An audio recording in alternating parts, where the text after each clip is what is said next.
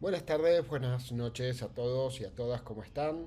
Bienvenidos, bienvenidas a esta clase que vamos a tener hoy. Voy a tratar de ser lo más directo y breve en esta propuesta que traemos para hoy, en esta optativa de comunicación, memoria y derechos humanos. Eh, Vamos a trabajar sobre teoría de los dos demonios y negacionismo, una lectura crítica a los discursos desde una perspectiva de derechos humanos. Hay algunas frases que, como hemos venido charlando en clase, son habituales de escuchar en Tucumán, ¿no? Cuando se habla respecto a lo que fue la época de la dictadura, la época donde un gobierno militar irrumpió contra el gobierno democrático de Isabel Martínez de Perón e instaló una dictadura que duró entre el 24 de marzo del 76 y el 10 de diciembre del 83. Sin tomar en cuenta esto, por supuesto, lo que fue el operativo Independencia en Tucumán, iniciado en febrero del año 75.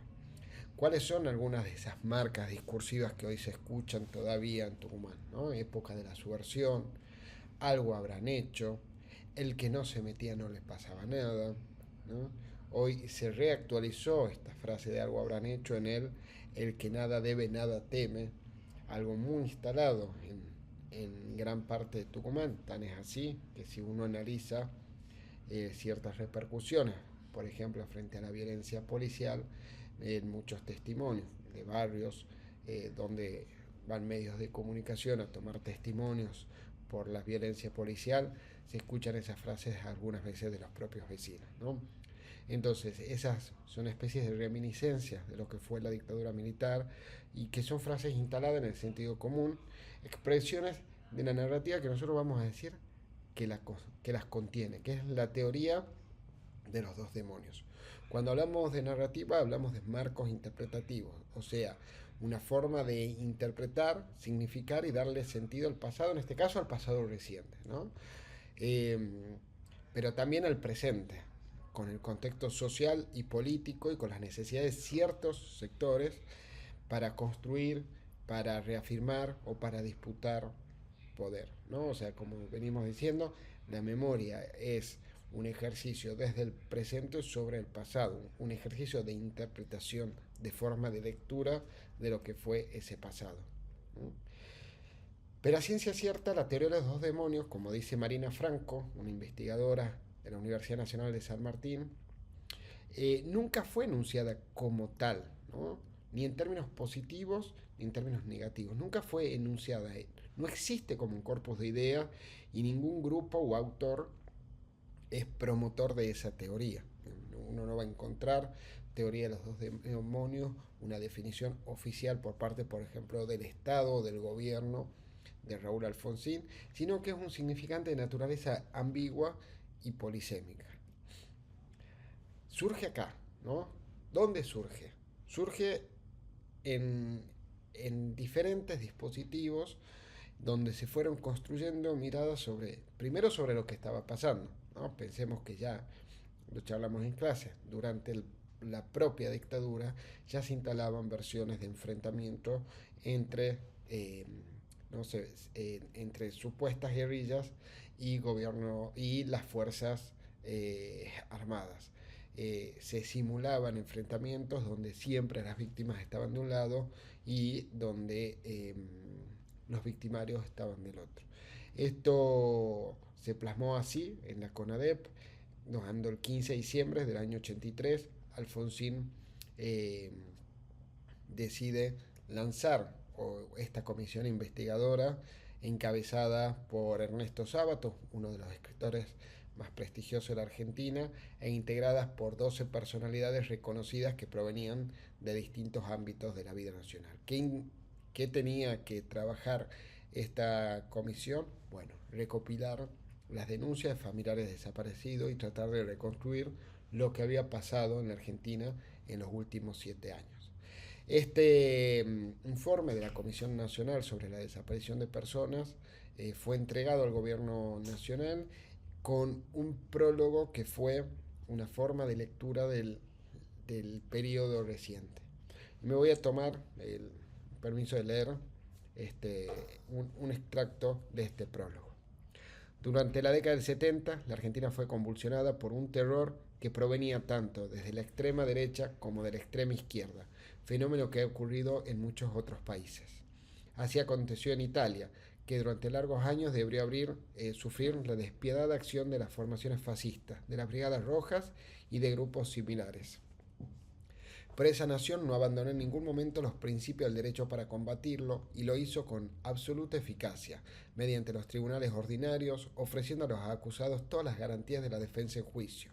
Y en ocasión del secuestro de Aldo Moro, cuando un miembro de los servicios de seguridad le propuso al general de la Chiesa torturar a un detenido que parecía saber mucho, le respondió con palabras memorables. Italia puede permitirse perder a Aldo Moro, no en cambio implantar la tortura. Y continúa este prólogo. No fue de esta manera en nuestro país. A los delitos de los terroristas, las Fuerzas Armadas respondieron con un terrorismo infinitamente peor que el combatido, porque desde el 24 de marzo de 1976 contaron con el poderío y la impunidad del Estado absoluto, secuestrando, torturando y asesinando a miles de seres humanos. O sea, fíjense que acá ya se plantean dos terrores o dos terrorismos, ¿no? Terrorismo de izquierda y un terrorismo de derecha. Un terror que proviene de la izquierda y un terror que proviene de la extrema derecha. Y en el medio, entonces, estarían todas las víctimas inocentes. De esta manera, ya hablar de víctimas inocentes o de que no tuvieron nada que ver con estos enfrentamientos los pone a quienes son considerados terroristas de extrema izquierda como víctimas que de alguna manera buscaron su propio destino o motivaron su propio destino o motivaron la violencia que se instaló en el país que después les volvió en contra, ¿no? Entonces, decimos que este prólogo cristaliza las necesidades políticas de los partidos mayoritarios con un relato, ¿no?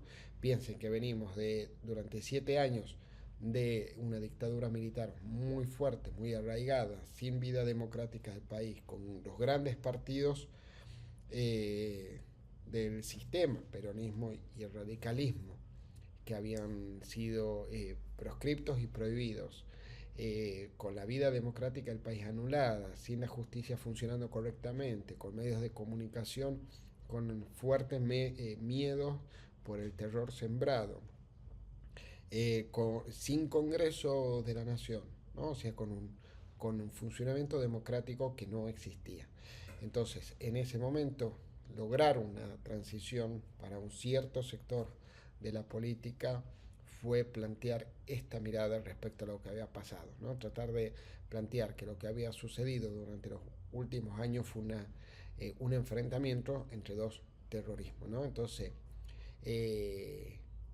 esta mirada que se planteó en realidad calza con una construcción de dos demonios que ya se venía instalando, o de un demonio en realidad, que serían la guerrilla o la subversión, a quien se le ponía todas las connotaciones negativas de quien se había trabajado la idea de enemigo interno como responsables de todos los males que estaban sucediendo en el país. Por supuesto que esto tiene antecedentes, ¿no? Ya en el reglamento de operaciones contra la subversión urbana del 69 identificaba diferentes niveles de intervención según los disturbios sean civiles, insurrecciones armadas, manifestaciones, turbas. Se empieza a usar el término subversivo como reemplazo de fuerzas irregulares o terroristas comunistas. Piense que además subversivo es mucho más amplio, mucho más laxo, ¿no? Mucho más difícil de encasillar en solo un aspecto, ¿no? Digo, una cosa es ser terroristas comunistas, pero eso, por ejemplo, a quienes no se identifican con el comunismo, sino con el peronismo, o fuerzas irregulares, aquellos, por ejemplo, obreros que estaban organizados o estudiantes que estaban organizados y que en realidad tenían otro tipo de participación que no incluían la violencia armada, los incluía en ese término subversivo, ¿no? Entonces es un término que se asimiló casi exclusivamente al de guerrilleros para generar una idea de que todas las personas que estaban siendo víctimas de la dictadura en realidad eran guerrilleros, ¿no? Entonces, con ese término se ocultó luego el verdadero alcance de la represión iniciada en el 75 y en el 76, porque subversivos en realidad eran los obreros azucareros, los estudiantes, los intelectuales, los docentes, o sea, todo aquel que se opusiera al régimen militar y a su plan económico. Eh, bueno, acá Ana Gemio, socióloga tucumana que viene investigando eh, la, todo lo que tuvo que ver con el operativo Independencia y luego el golpe en Tucumán, plantea que la reglamentación militar nos permite entender que a partir de la década del 70 el enemigo a combatir, la subversión no estaba identificada con una bandera política ni englobaba a una organización concreta. ¿No? Era un enemigo que era disperso y disimulado con la propia población. Todos podían ser potencialmente subversivos, ¿no? Así lo expresaban también los medios, ¿no? Fíjense que en los propios discursos de los medios de comunicación, como nos plantea Julia Vitar, abogada, querellante, juicio de lesa humanidad, los discursos del aparato de prensa, las Fuerzas Armadas y el propio gobierno peronista generaron los consensos en sectores importantes de la sociedad y sus órganos de representación respecto a la necesidad de reprimir a los sectores radicalizados de la política, y esto fue posible mediante la construcción del problema de la subversión, ¿no? Fíjense que antes de la dictadura y luego con el golpe, los medios de comunicación acompañaron eh, estas medidas eh, y en diferentes aspectos, ¿no? Fíjense algunos de los títulos, como abatieron extremistas en San Isidro y Tucumán. Digo, hay una naturalización de cierta forma de, eh, de intervención de la política, o este título de la Nación, dieron muerte a 8 extremistas. ¿Eh? Fíjense que son maneras de plantear cómo el Estado estaba abordando estas situaciones que se estaban viviendo en la Argentina fuera de toda legalidad, sin ninguna mirada crítica, sino reproduciendo y naturalizando algo que estaba sucediendo.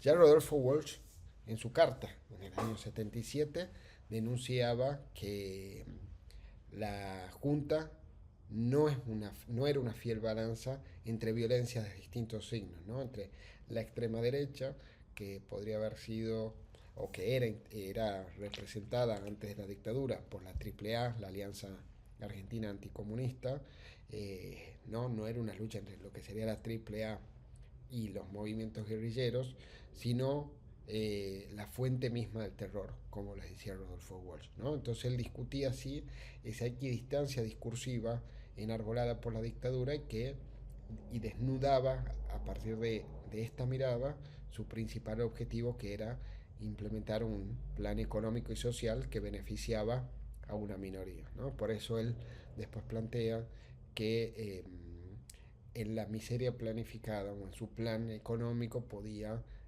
comprenderse la verdadera naturaleza del golpe.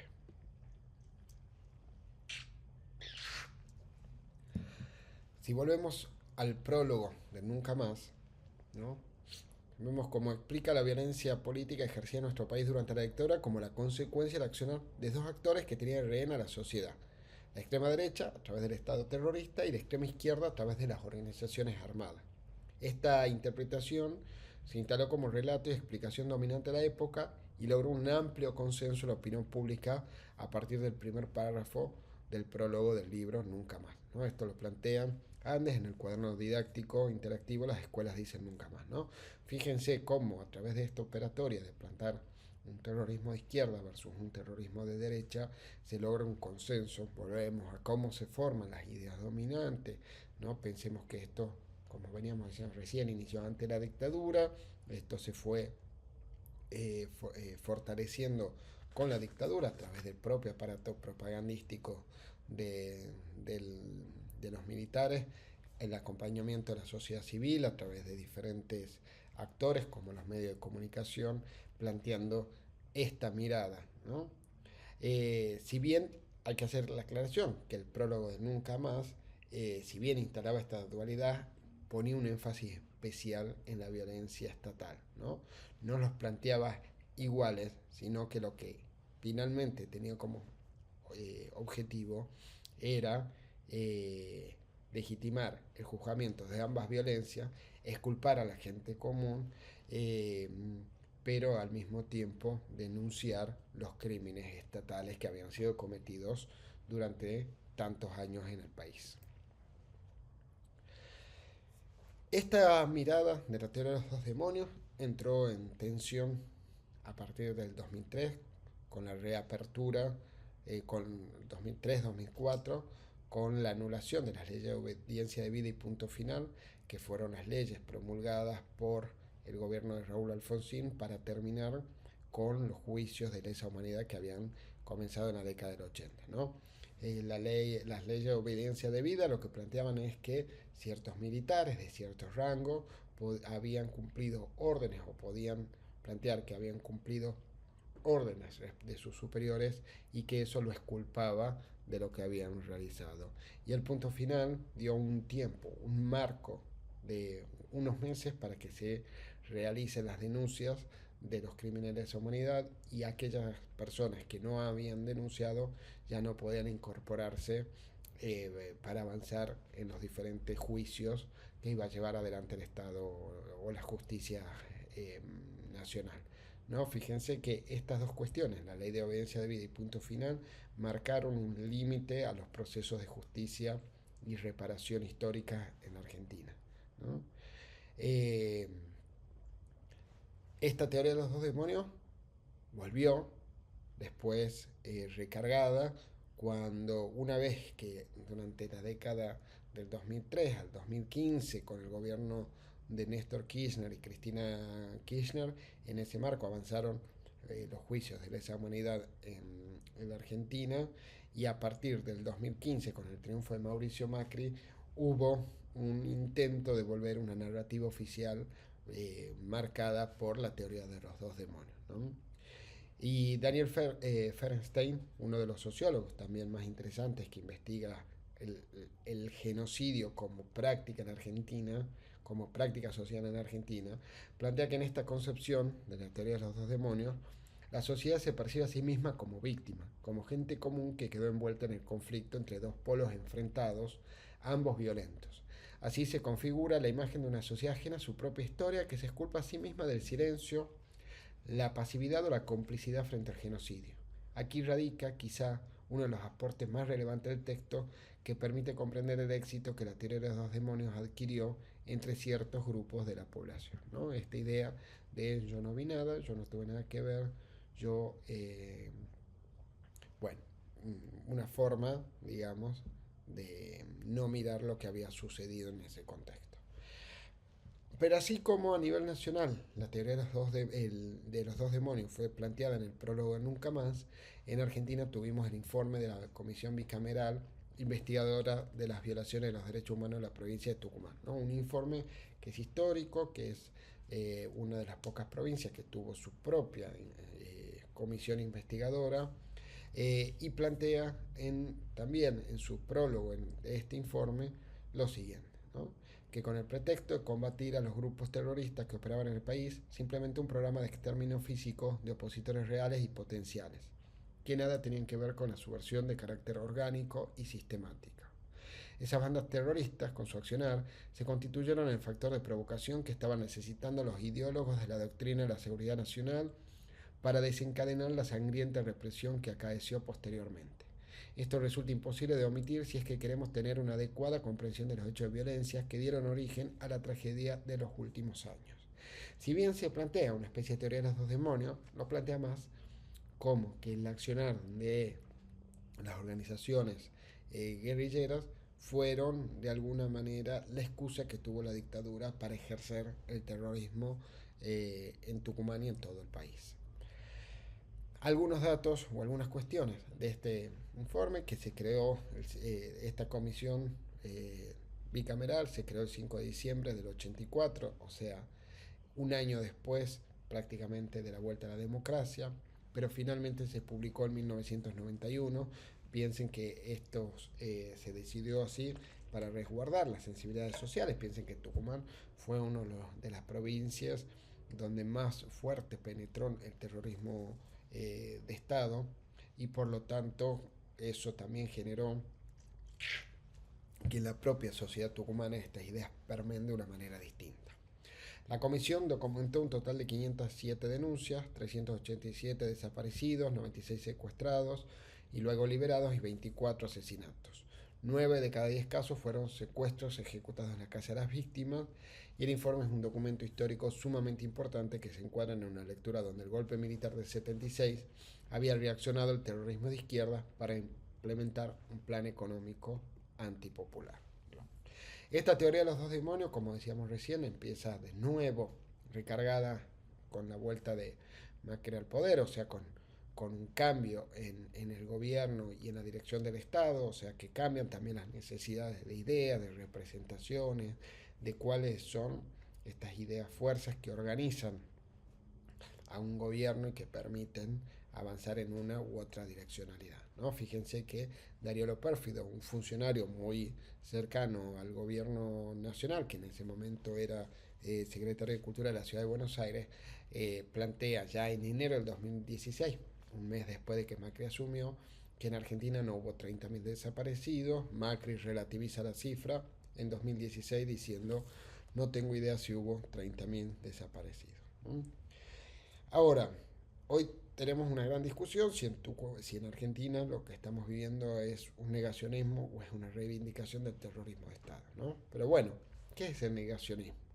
Entendemos el negacionismo como un posicionamiento que oculta o distorsiona la historia, manipulando los hechos para defender una postura política. Estamos hablando de una negación del genocidio perpetrado contra un sector de la población que podía resistir al proyecto político, económico y cultural que la dictadura cívico-militar de 1976 impuso en Argentina, negación de una masacre social que produjeron los militares en alianza con cómplices empresariales civiles, negación de torturas, desapariciones, etc., ¿no?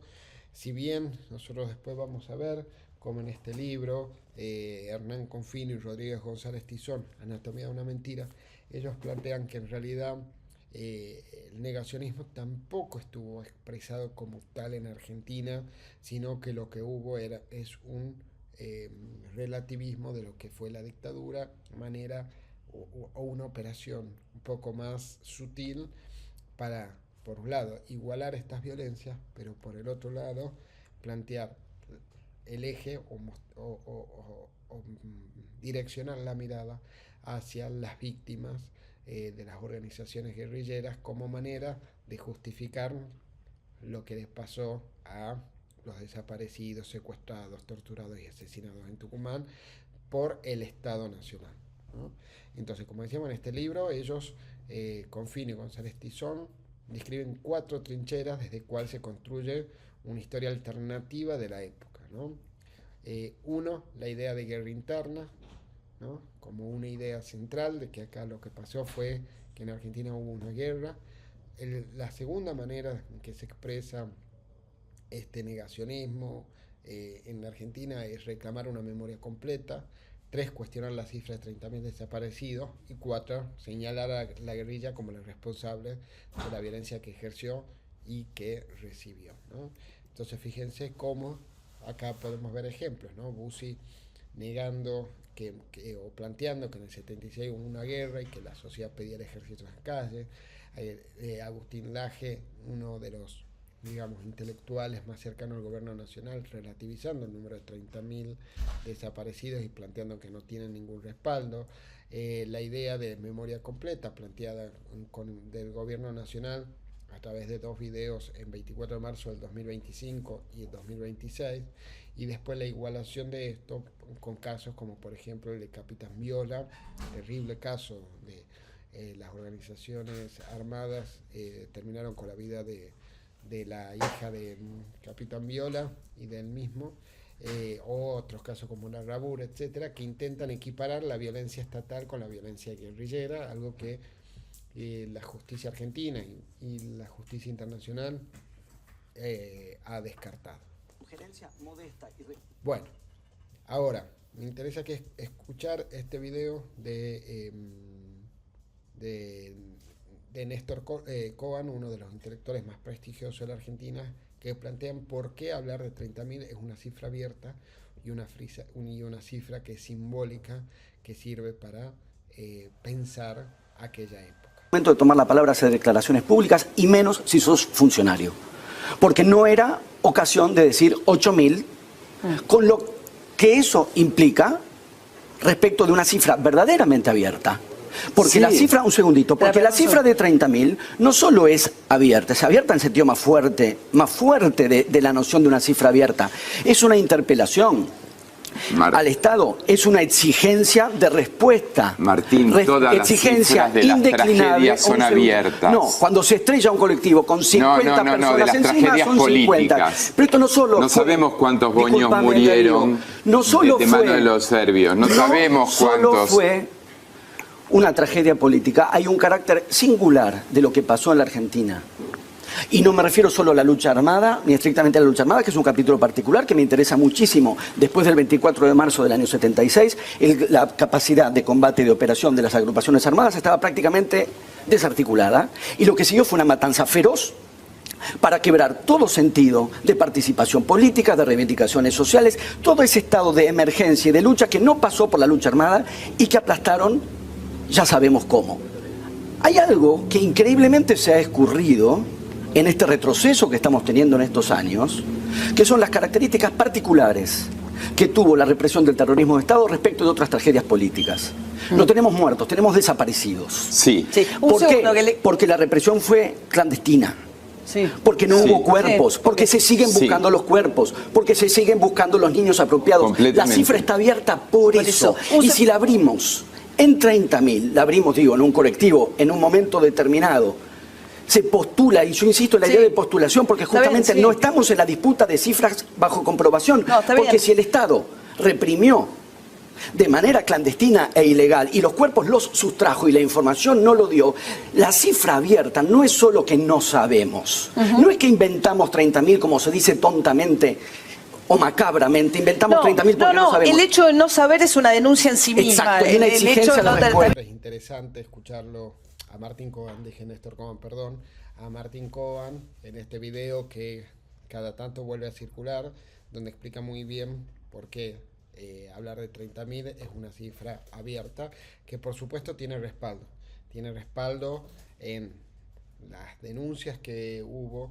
en cómo a partir de que se reabrieron los juicios por delito de lesa humanidad, se recibieron nuevas denuncias que permiten calcular en aproximadamente 30.000 las víctimas, que incluyen no solo los secuestrados, no solo los desaparecidos, sino también los secuestrados. Bueno, en conclusión, para ir haciendo un cierre, tanto la teoría de los dos demonios como el negacionismo son construcciones simbólicas, significaciones sobre el pasado reciente tendientes a ocultar o tergiversar los hechos, ¿no? Reflejan la complejidad de construir una verdad histórica, que es un proceso contradictorio, que está en permanente disputa, que no es estable ni unívoco y que va cambiando también según el contexto y según las necesidades políticas de ciertos sectores, ¿no? Ciertos relatos encuentran mayor legitimidad y estructuran lo que se podría llamar una memoria mayoritaria, predominante o hegemónica, lo cual no implica de ninguna manera que esto sea permanente, o sea, la mirada sobre el pasado o el relato que en un momento pueden ser dominantes, en otros momentos pueden no serlo, porque eso es parte de batallas culturales, batallas sociales, batallas de ideas, que están todo el tiempo en permanente movimiento y disputa, ¿no? En cada contexto sociohistórico se produce una narrativa sobre el pasado reciente que lo explica, pero que además sirve para modelar el presente y ordenar el futuro. La verdad está en el pozo de Vargas. Mientras sea desaparecido, no puede tener ningún tratamiento especial. Es una incógnita, es un desaparecido. Porque 8.000 personas muertas es espantoso. Ahora, desde el punto de vista histórico, no es lo mismo 8.000 verdades que 22.000 mentiras. Me llamaba negacionista, digo negacionista porque digo menos desaparecido es lo que hay. La izquierda haya logrado imponer en la batalla cultural este tipo de cuestiones, eso no quiere decir que sea verdad. Porque, o te hago yo la pregunta al revés, ¿me podés mostrar la lista completa de los 30.000 desaparecidos? Parte de la respuesta para aquellos que niegan los 30.000 está en la identificación del resto de desaparecidos en distintas fosas comunes a lo largo del país. Entre ellas, el Pozo de Vargas. Se trata de un pozo de agua de una finca que era utilizado hace más de 100 años, propiedad de Antonio Vargas. En los 70 los militares se aprovecharon de este lugar para arrojar allí cuerpos de desaparecidos y garantizarse ese nombre. Si nadie los podía encontrar e identificar, eran desaparecidos. El equipo argentino de antropología forense identificó los restos óseos de entre 116 y 118 personas. Las tareas de excavación le realizaron a lo largo de 20 años distintos equipos científicos, entre ellos el CAMI tucumano. El Pozo de Vargas estuvo activo a partir del Operativo Independencia, que había comenzado en 1975 hasta finales de la dictadura, en 1983. Casi 20 años después del retorno de la democracia, 3 testigos indicaron en 2001 que ese pozo era utilizado para arrojar personas que habían sido secuestradas, torturadas y asesinadas. Ese mismo año, en 2001, comenzó la investigación judicial. Si bien las tareas periciales continúan, la excavación ya terminó y por eso distintos equipos científicos determinaron que se trata de la fosa clandestina de inhumación más grande de Argentina y además se encuentra entre las más grandes de toda Latinoamérica. Según la investigación de todas las personas recuperadas, todavía falta por identificar los restos de 31 o 33 personas, porque allí habría sido arrojado un par de gemelos idénticos. Por esto es importante que si sos familiar de un desaparecido y no diste muestras de ADN, te contactes con este número de teléfono para que juntos sigamos reconstruyendo la historia. Decir 30.000 desaparecidos es hablar de una cifra estimativa, abierta, simbólica. Al comienzo de este video te había dicho que parte de la respuesta de por qué son 30.000 se encuentra en lugares como el Pozo de Vargas, donde se pudieron identificar los restos de personas desaparecidas, asesinadas. La otra parte de la respuesta la tienen justamente los militares que perpetraron el genocidio. Ellos tienen todavía en su poder las listas de las víctimas, de las personas asesinadas, así como también de los nietos apropiados. Hasta que ellos dejen de ser tan canallas y publiquen esa lista,